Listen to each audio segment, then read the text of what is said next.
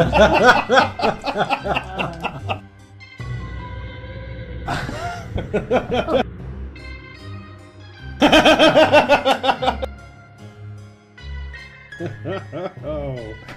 ouch.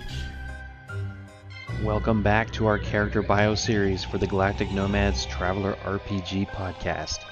We appreciate your patronage and your interest in our Traveler RPG adventures. We do have other podcasts, both monthly, optioned, books to movies, and science fiction movie flashback rehash, whatever you want to call it. Just listen in. You can always join the conversation here on our Patreon site by commenting below.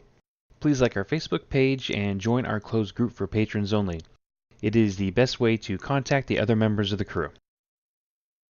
Now, let's talk about Yosfiz Tinkerfitz.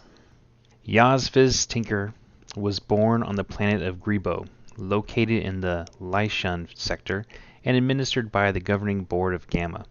Situated along the consortium border with the Vargar Extents, it was not uncommon for young Yosfiz to see packs of Vargar traders and mercenaries. He became able to recognize the meanings behind the barks and grunts they reserved for communicating among themselves, as it was uncomfortable for them to speak Gnomish languages. He also became adept in the Velani language, a Gnomish derivative which was the most heavily used by the cultures along the edge of the consortium. When he was 12 years old, his father, Yuri Tinker, an accountant, was killed in a freak industrial money-counting machine accident. Within a year, his mother, Hesta, married a young merchant by the name of Brolo Fitz. As custom in any merger, Yosfiz took on his stepfather's name and became known as Yosfiz Tinkerfitz. Although unhappy about the quickness of Hesta and Brolo's merger, the merchant was pleasant to Yosfiz and took him under his wing as an understudy to the merchant world of pet apparel. When Yosfiz was 16, Brolo sold his business and moved the family to the colony planet of Plox 5 in the Neurat system. One of many planets named after the Gravitas Inc. CEO who discovered the system, Plox 5 was one of 2 inhabitable planets in the system. The other was its sister, Plox 6, a planet much warmer than Plox 5. Even though it was further from the Sun, its volcanic activity made it significantly warmer, if not safer, than Plox 5, which has a much thinner atmosphere. As a result, little of the sun's heat was retained, and only the equator of Plox 5 was free from snow in the summer. The brash Bolo theorized the colonists of Plox 5 would be in great need of pet apparel to protect their animal companions from the harsh weather of Plox 5, and he intended to be on the ground floor of this fashion revolution. After several years helping his stepfather build up a successful pet apparel business, Yosfiz applied to the Ploxus University School of Business and Acquisitions. His first year was marked by great academic achievement, as he already had real-world experience to back up his formal instruction. Some of his instructors were annoyed by this, but others enjoyed the challenge of having a student they could push to the academic limit. During his second year of university, he wrote a paper proposing corporate profit sharing with employees. It was a thinly veiled critique of the Third Consortium's capitalistic government structure and suggested the government should use its taxes, e.g. profits, to give back to its citizens, e.g. employees. His original draft had attacked the Consortium's governing body, the Grand Board of Trustees, directly, but his professor, fearing for the young man's safety, even out in the backwater colonies, convinced Yosfiz to limit his thesis to general corporation models. Although his professor disagreed with the young man, he thought the paper was well conceived and defended it against the other business professors. One professor challenged Yosfiz to a debate, which he accepted. He was well prepared, but in the end he lost the debate. He was not disappointed, he expected no less, and was even encouraged when one of the 5 faculty judges voted for him. In the audience was a student from Ploxus University School of Geology and Surveyorship on Plox 6, named Pernicky Fuzzlebottom. She had traveled to Plox 5 to attend the debate. She approached him after the debate to congratulate him on his well-thought-out thesis and wished to talk to him more about his theories. The 2 young gnomes became fast friends and visited each other, and talked on interplanetary comm system whenever possible over the next year. In his final year, Yosfiz was stunned by tragedy when his mother was accused of murdering his stepfather. Hesta had strangled Brolo with a long piece of Devarian silk the merchant had been examining with the intent of creating scars for rumpets, a tiny goat-like creature people often use for pets. Hesta claimed temporary insanity caused by the trips, a condition that affected the brain due to the planet's thin atmosphere. But Hesta had lived on Plox 5 for several years, and the government negotiators did not believe her. The prosecution produced evidence Hesta had been sleeping with influential citizens to encourage them to buy Brolo's wares. Brolo had found out and made plans to divest himself of his wife. She proceeded to strangle the ungrateful pet fashionista with his own product.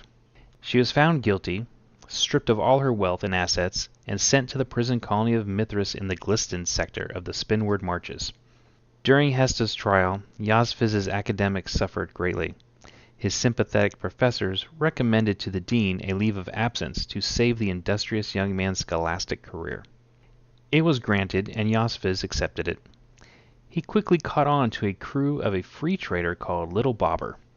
Transporting goods along the colonies of the Spinward Marches showed him the more dangerous side of the merchant business.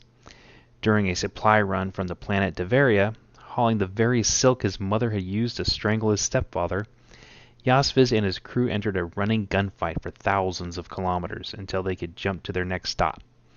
The absurdity of dying for cloth was not lost on him, but a part of him was thrilled by the adventure and exploration of places so far from his Griboan home. About 15 years after leaving school, Yosfiz ran into Pernicky Fuzzlebottom at a refueling station orbiting dwarf planet XB21 in the Soledad system. They were both just passing through and were only able to spend a few hours together, but it gave them a chance to renew their friendship, and they exchanged occasional video and audio correspondence afterward. He was on his third tour when he met the intriguing Trist Zipwire, a consortium marine captain. Yosfiz and Trist hit it off immediately and began an on-again, off-again romance. Trist put her career and her service before everything else, but she cared about Yosfiz, and the two rendezvoused whenever their work brought them into the same sector. During a multi-jump run between the Trojan Reach and Spinward Marches, the far trader Yosfiz worked on, Patty Cake, came across a distress signal from a CISS scout ship. The rest of the crew wanted to pass by for fear of a pirate trap. Yosfiz pointed out that there was nowhere for pirates to hide in that sector, but the crew was still reluctant.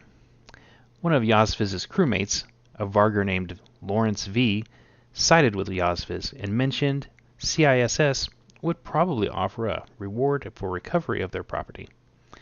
The crew agreed. They found the scout ship with an unconscious Drix Blom inside. They took the comatose scout to the nearest military base, then continued on their way. Not long after, Yosfiz was contacted by Drix, who thanked him and asked him for details of the rescue, as he had no memory of how he came to be there. Yosfiz tried to help, but could provide no useful information.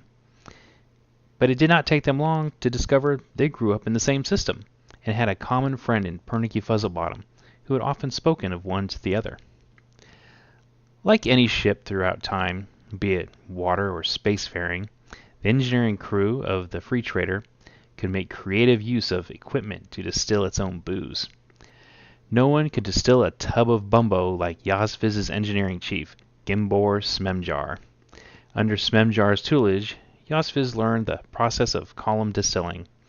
As a free trader, Yosfiz spent time on backwater worlds where he noticed the lack of consistency in the distilled spirits available. Now retired in Idarati, capital planet of the Five Sisters sector, Yosfiz sees an opportunity to get in on the ground floor of a burgeoning industry in the newly developing Spinward Marches. He spends his pension on creating the perfect adult beverage for the megacores to buy into and distribute throughout the sector.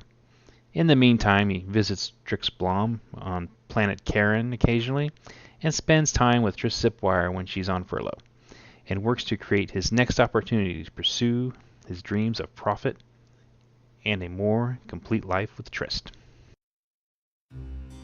That's it for Yosfiz, our ancient mariner full of space salt and resident booze snob. Don't forget to look in on his adventures with the rest of the crew in our bi-weekly Traveler RPG episodes. And remember, as long as you are at the Space Baller tier level, you can have your own character bio with your own background, your own messages, whatever you want to say, as long as it's not super insane, on our Patreon site here. So, don't forget to feed the corporate beast, lest it consume you. Space out!